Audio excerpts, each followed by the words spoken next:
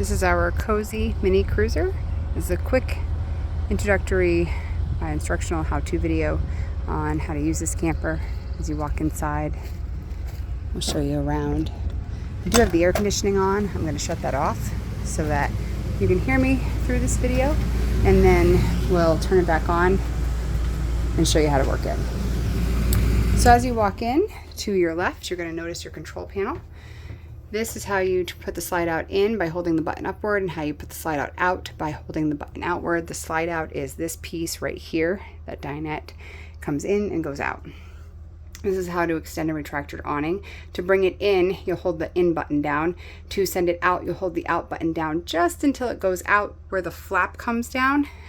If the awning starts rolling back inward, you know that you've hit the extend button too far. However, our new company policy is that awnings are prohibited from being used. So you are not allowed to use the awning.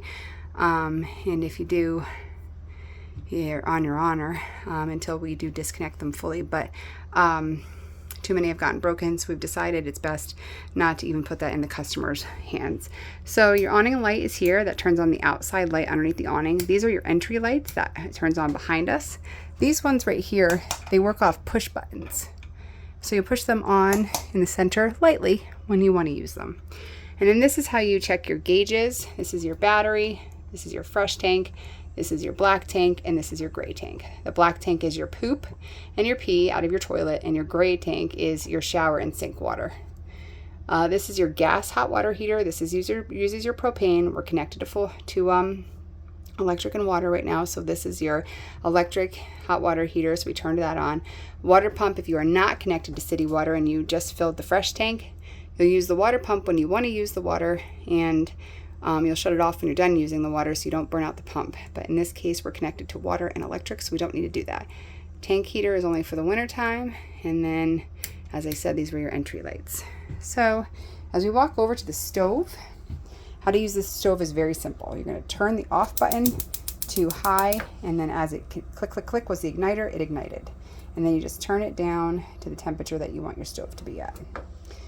As you walk further, this is your fridge. The fridge has settings right there. I put it on cold for you. It's cold already, but there is a coldest setting if you want to get it a little colder.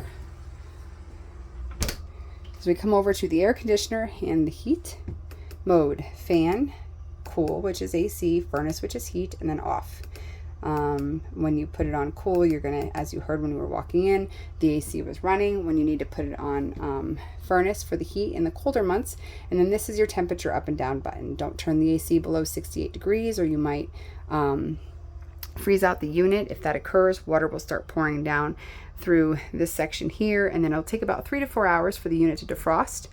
And then you won't be able to use it, and that could cause damage, which you'll be liable for. Now, when you're using the air conditioner, when it's on, leaving this open allows all of the cold air to pool right here.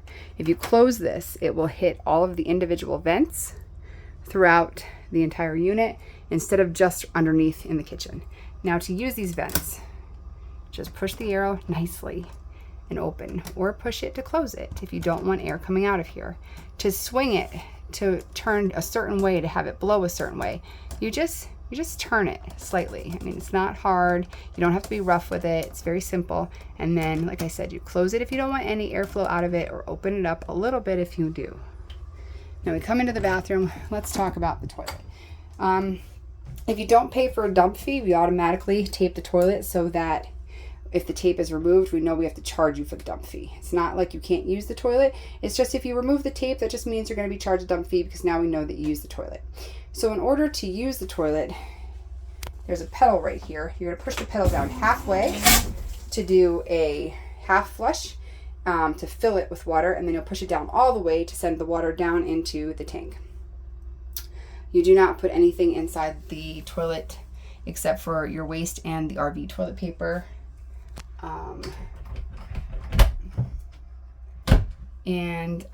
You'll hold the pedal for 5 seconds while flushing, and no wipes, feminine products, paper towels, diapers, rocks, or action figures down the toilet. Only your waste and the toilet paper. We do have a garbage can inside every single one of the bathrooms for you to use. And then we always supply you with RV toilet paper down usually underneath the sink. So That is it. There's lots of goodies inside this camper. You just open up all the cabinets. You'll see this is the pantry area. And then the garbage cans in the corner back there. And here you have cooking utensils, silverware, salt and pepper and hamburger seasoning. And then cleaning supplies are inside underneath the sink. This is a ultimate cozy package. That means they asked us not only to give them bedding, but to make the beds. So here is what it looks like. This also is called a Murphy bed. So when you want to use this as a couch, you're going to pick the bed up and let it go all the way to the ceiling, and then I can't do it with one hand because it is quite heavy, but you'll pick it all the way up, go to the ceiling. The couch is laying flat. You'll just pull the back of the couch towards you while pushing in with your knees. The bottom couch is a jackknife sofa, and we do have other videos showing how to use that. Unfortunately, I'm just not strong enough to hold my phone and pull that up for you. Dinettes are not allowed to be turned into beds anymore, so we are not going to show you how to do that. And that pretty much gives you the entire walkthrough of this camper. We are going to turn the AC back on so that the guests that are coming in come into a cold camper. If you have any questions, always look towards our book. Every single one of our campers has a guide in it, and then usually our YouTube video also shows lots of stuff about our campers. So first of all, there's no food or drinks allowed in the bunk rooms and no shoes on carpet areas in any of our rentals. When you're done leaving, you need to remove all your trash, your fridge items, any of your belongings from the rental. You have to wash all the dishes, clean any grills that you use. This unit does have a grill in the back outdoor kitchen area, but it is a $100 fee if you want to use it. And then if you do use it on your honor and you don't clean it, it's a $100 fee to clean it. You need to return this rental in the condition that you see it in this video, because that's how you've received it. Close all roof vents and awnings in inclement weather and before departure. No pets on carpet areas, and no pets at all unless they're approved by us. If a pet is in even a pet approved camper without our permission, you do forfeit your entire security deposit. You need to report any damage to us ahead of time so we can plan accordingly when we come and pick up the unit. No smoking or vaping inside our rentals. This includes marijuana. Apparently that was confusion a couple times this year. And then, as we said, in the bathroom, only special RV toilet paper and waste down the toilets. No wipes, feminine products, paper towels, rocks, action figures, or any of the like.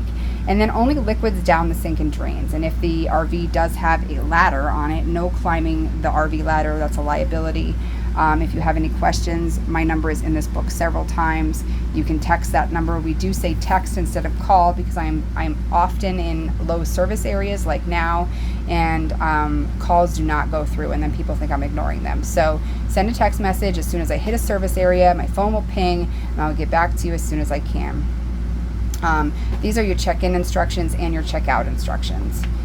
Don't be afraid to read. And take your time reading this book. This book has a lot of good, useful information for both people who have their units delivered and for people who are picking up their units. It will explain everything about this book. So everything that we just talked about, how to use the heat and the AC, how to use the electrical system, where the electrical panel is, which, by the way, is in that bottom. It looks like a drawer, but it's not. The electrical panel is behind it. Then it will show you, there's your couch and how it folds up into a couch from the bed is behind here.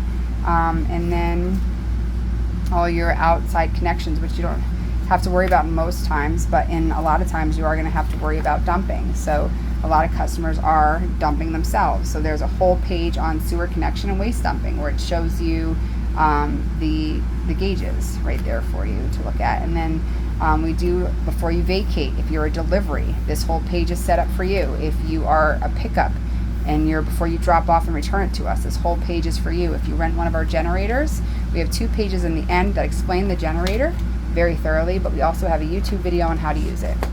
So if you do have any questions, like I said, find our information and give us a text. Thank you.